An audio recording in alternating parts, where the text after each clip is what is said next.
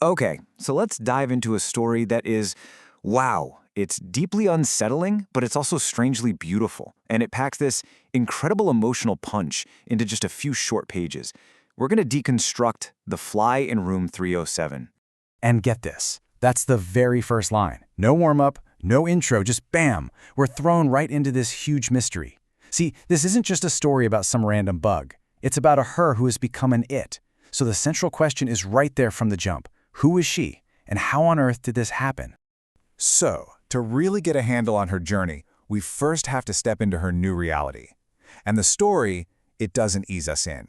It just plunges us headfirst into this totally disorienting, completely overwhelming world as seen through the eyes of a fly.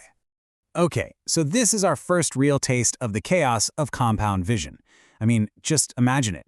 Her world isn't a single, stable image anymore. Nope, it's thousands of tiny fragments all stitched together into what the story calls a shimmering, unstable whole.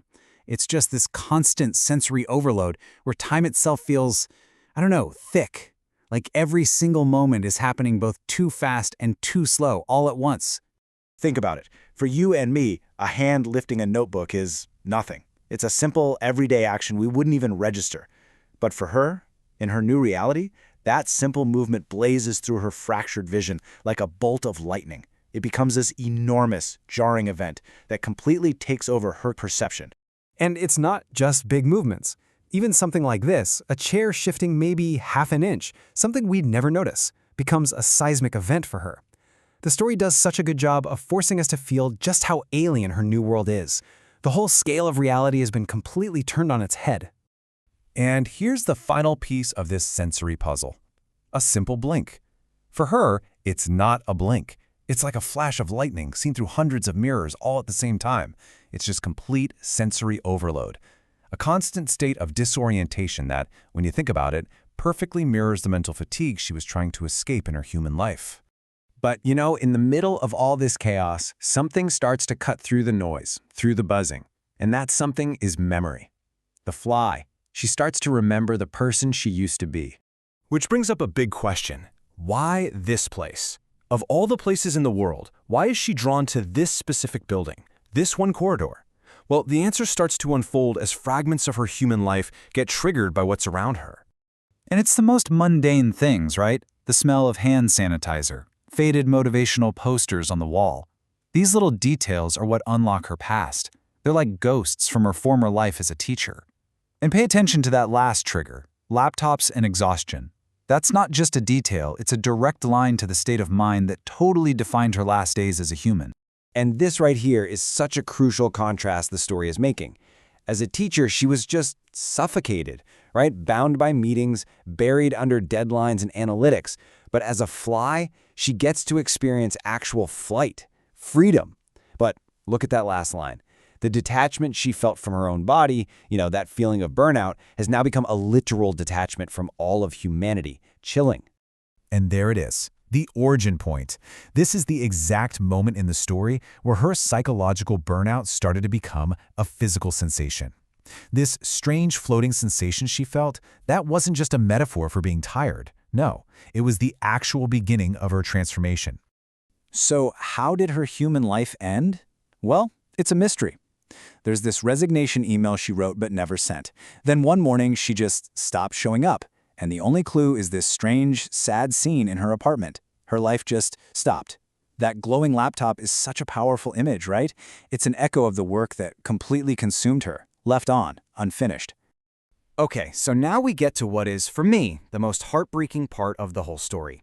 She returns to the one place that completely defined her, only to find that life has just moved on. Completely oblivious that she's even there or that she ever was. And the cruelty of this moment is just how simple it is. Think about it. She was once the authority figure in this room, the center of attention. Now, she's so small, so insignificant, that her return goes completely unnoticed. She's literally become a ghost in her own life. And this number, it's everything. Room 307. The story makes a point of saying it was her room. So this isn't just some random classroom. It was the epicenter of her old life, the stage for her entire identity, and now it's the setting for her haunting. But something inside her, some lingering piece of who she was, refuses to just stay invisible. And what happens next is the climax of the story.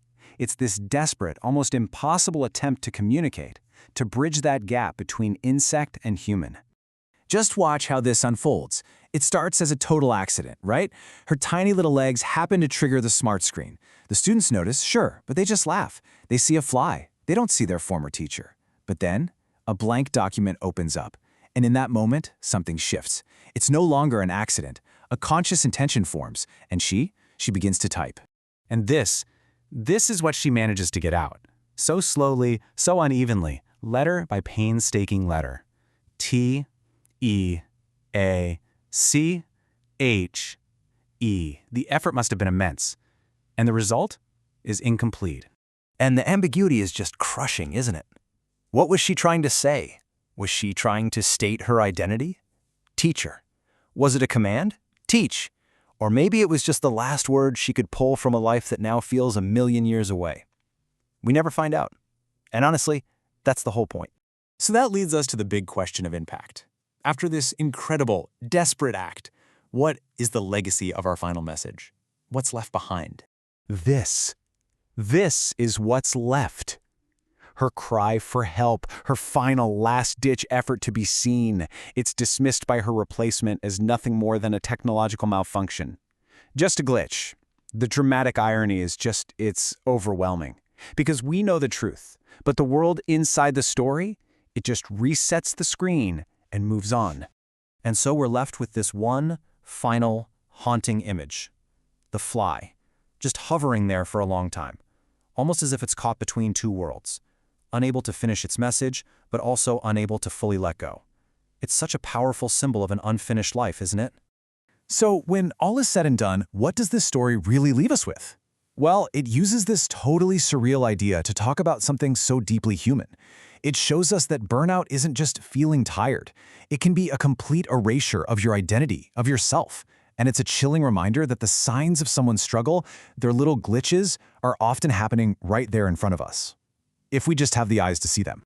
And that really leaves us with one final question to think about. The teacher left behind an incomplete word on a screen, a momentary glitch that was quickly erased. It really makes you wonder, doesn't it? If you were to just disappear from your life tomorrow, what echo would you leave behind?